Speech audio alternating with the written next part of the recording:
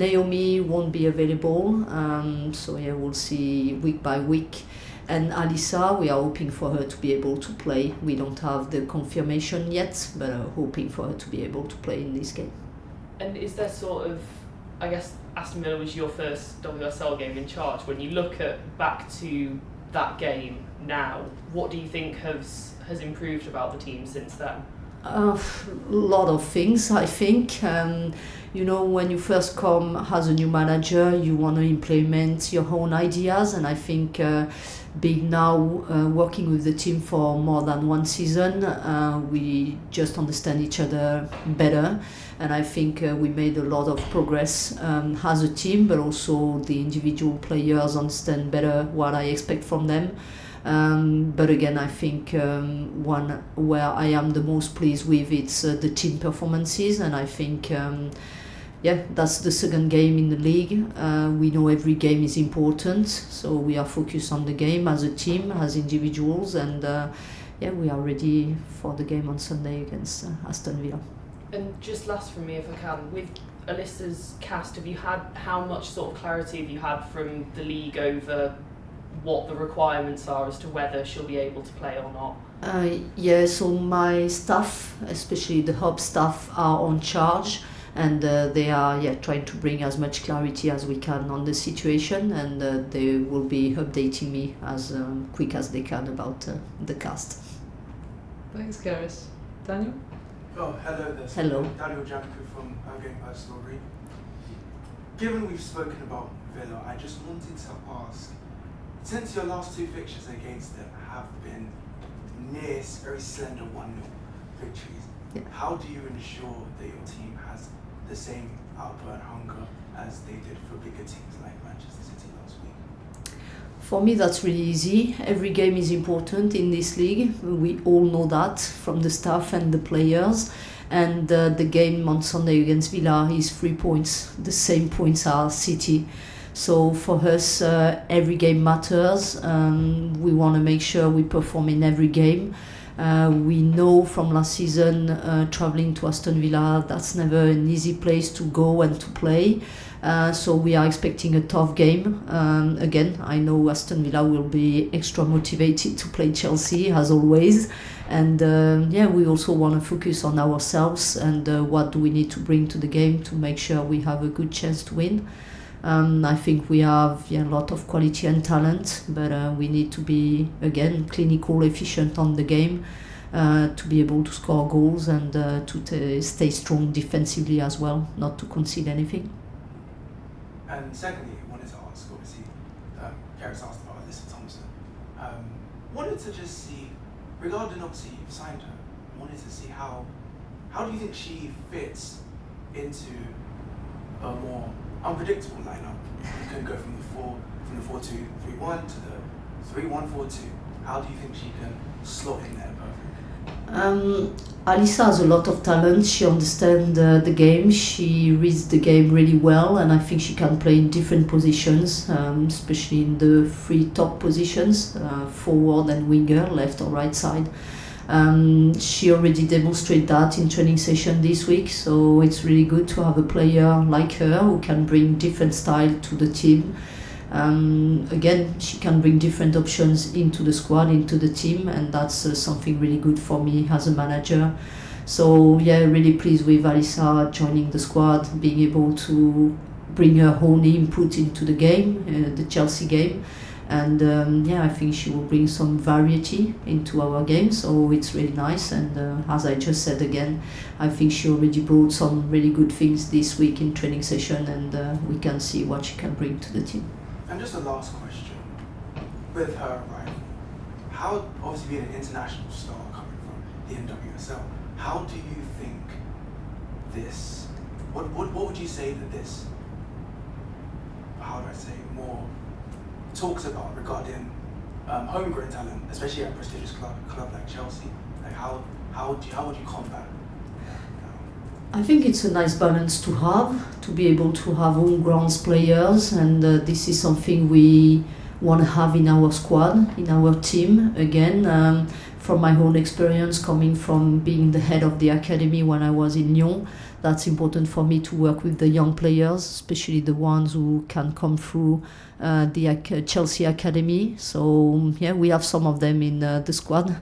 Lexi being the youngest one in the squad, and I'm really pleased to have these type of players in the squad. They have the quality to be important players for Chelsea, and I think just shows the right pathway for all the young players in Chelsea. So I think we want to find a balance, but also when I talk about finding a balance, it's important for us to be able to attract the best players in the world, because this nice balance helps the team to perform, but also to win trophies. So yeah, that's I think also for the league something really good to have the right balance between the young players coming from the club and also the really young stars or more experienced players. So again, I think we have the right balance in Chelsea in that aspect. Thank you very much. You're welcome. Lovely voice, Daniel. Doesn't he have a nice voice? Diana, do you have anything to add? I do, yes. Cool. Sorry. So we just talked about Alyssa, and the other summer signing was Ellie Carpenter. She had an amazing debut. She scored a goal. Are you surprised by her performance, or do you think that's exactly what you expected from her? Yeah, I was not surprised at all. I know Ellie by heart, and I knew what she could bring to the team. Her performance was a really good debut for her and for the club, so really pleased with that. But I think we still have more to come from her. So yeah, she's a really important player already, and she just brings competition into the squad, which is something important when you want to compete in all 4 competitions. So yeah, happy to have Ellie with us now, and she had a good debut, which is good for her confidence. And again, hopefully she will be able to bring even more. Well, not a signing, but Maika Hamano was responsible for the second goal against City, and she has just renewed her contract with Chelsea until 2029. What's her importance for the squad? Yeah, Maika is really important. Again, a young player who has a lot of talent. As you could see, her performance against City, she's really good out of possession. She runs a lot on the pitch, and she really listens what you want her to do on the pitch in terms of defensive aspects. But also she's working hard in possession of the ball. As I mentioned, she's still young, but she has room for improvement, making sure she always makes the right decision on the pitch, and she's able to score goals as she did against City, but also to give some good assists to her teammates. So this is what she's working on, because I know she can improve that aspect of her game. But again, really important player for us. She's able to start the big games, as you could see against City last weekend, which is a good thing. Brings again a lot of competition in the squad. But also, as a manager, again, I think the most important for me when I pick my starting 11, I care about the performances. And when she's performing, she's one of the first ones I put on the starting 11. And last for me, Opta supercomputer shows that Chelsea has a bit over 72% chance of winning the WSL again. Are you as confident as the supercomputer? This is why I never look at the social media, computers and everything, because again, it would be good if they were right, but I don't believe them. I just believe our hard work and the way we put things together, our mentality going into every training session and every game. Again, you know, this league is the most competitive league in the world, and we expect every game to be tough and difficult. So we'll need to make sure we bring everything we need in every game. So this is our mindset. And again, I wouldn't say 70-something%. I would say we'll try our best in every game to make sure we bring that percentage high. You're welcome. Nice. Thanks, Diana. We'll jump across to Zoom now, please. Helen, thank you for waiting. Hi, Sonia. Hi, Helen. In the last lot of games, they've been trying to Americanise the way it's being done, you know, with in-game interviews and things like that.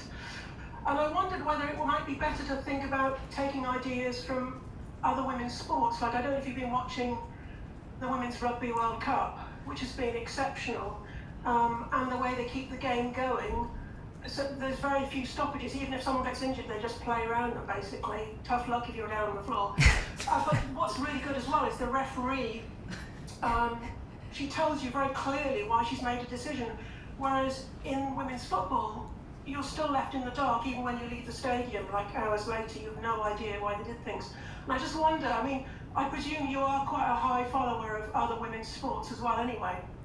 Yeah, I'm a high follower of women's sports. I'm watching some of the games in the Rugby World Cup.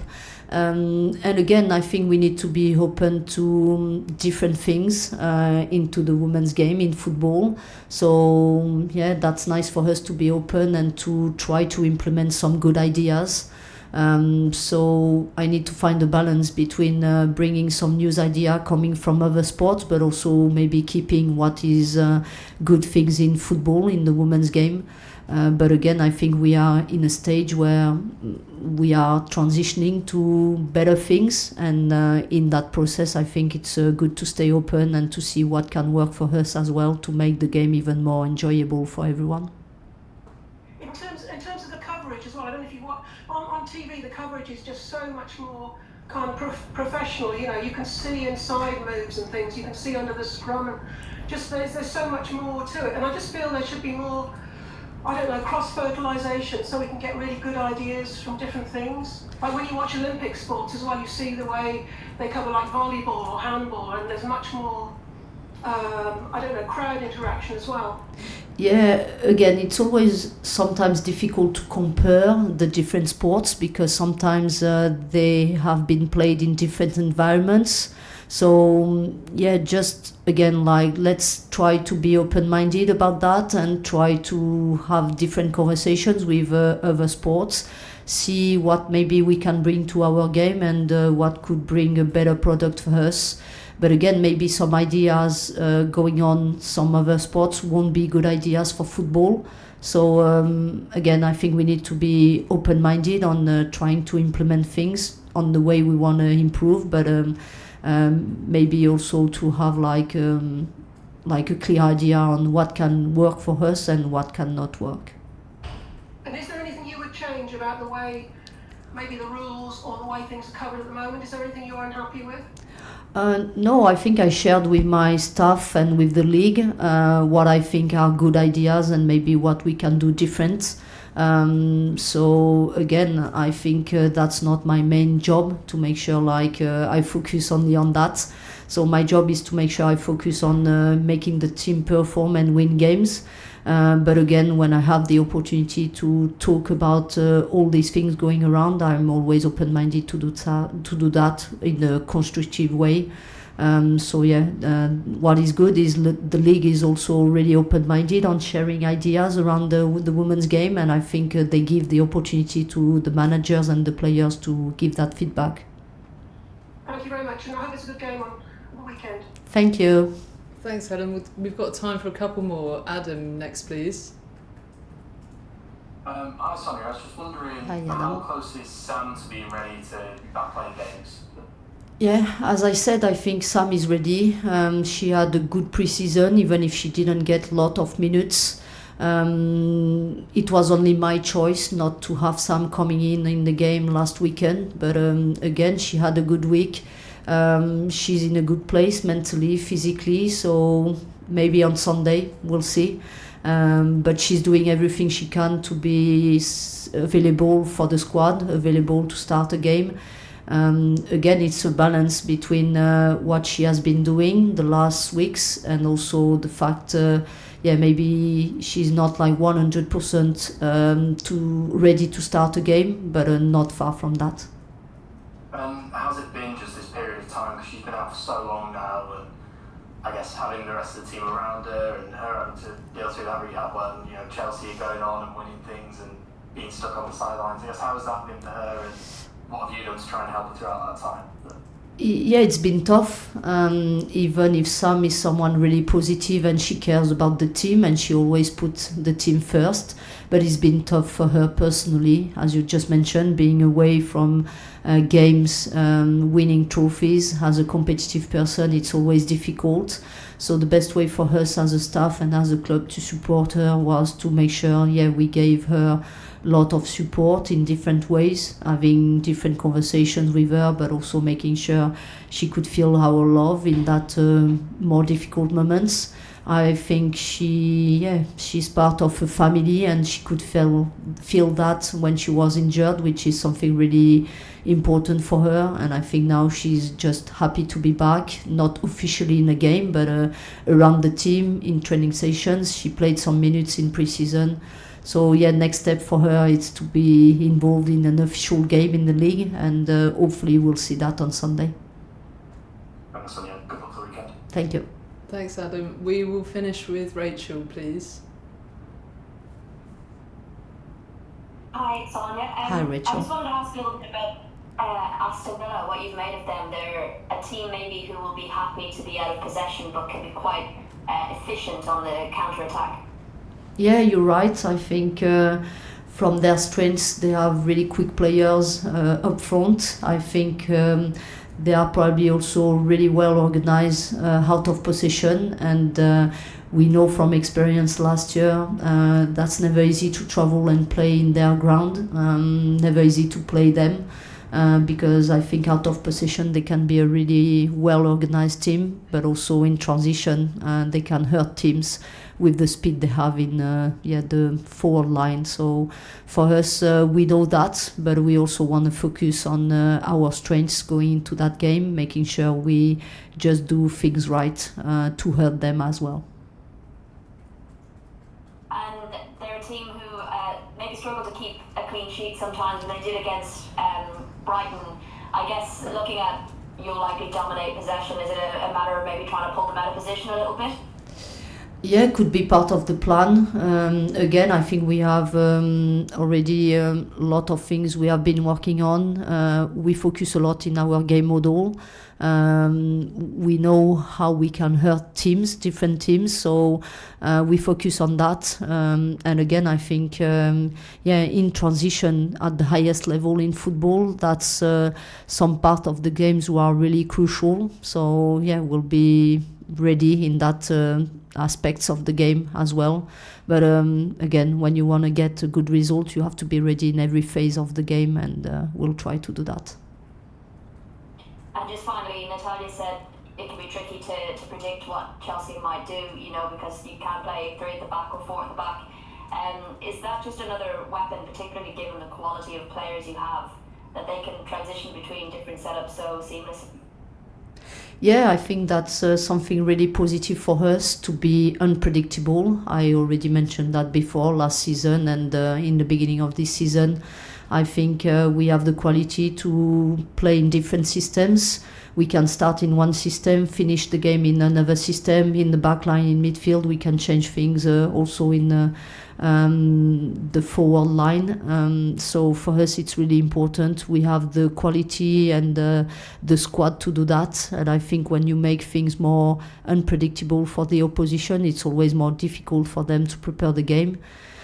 So that's a good thing for us. Thank you very much. Best of luck for the weekend. Thank you. Thank you very much, guys. We'll leave it there.